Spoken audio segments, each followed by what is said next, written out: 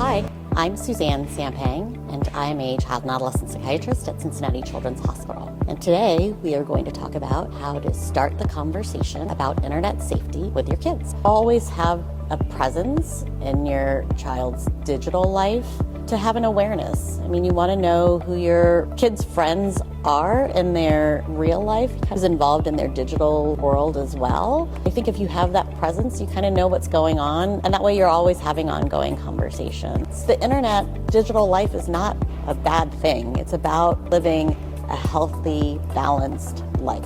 What are some warning signs to look out for if your child is struggling all of a sudden? If their use online is somehow changed, just be curious. This is going on. Tell me about it and see if that sparks a conversation. It may be nothing, but it may be that something's going on. Hey, I notice they're not on their device like they usually are. If you notice a change in their mood, if they're more moody, angry, down in particular, that would be a warning sign.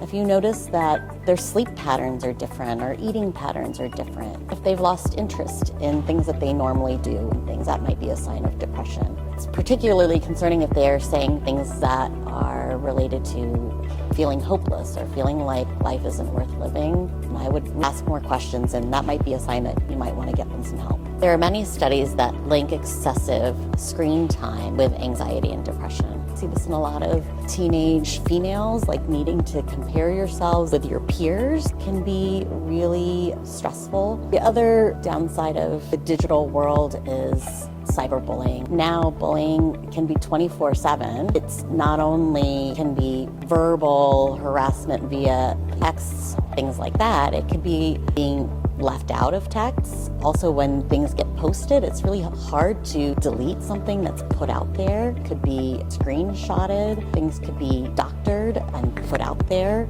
that aren't really you. Our kids are always going to live in a digital world. The important thing is that they need to have a balance between having a digital life and a non-digital life.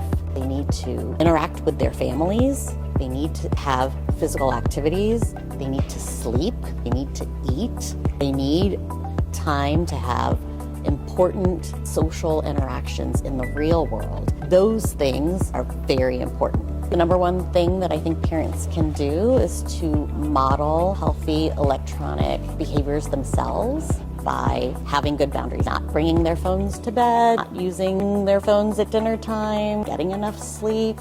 Those are ways that you can model really good, healthy boundaries.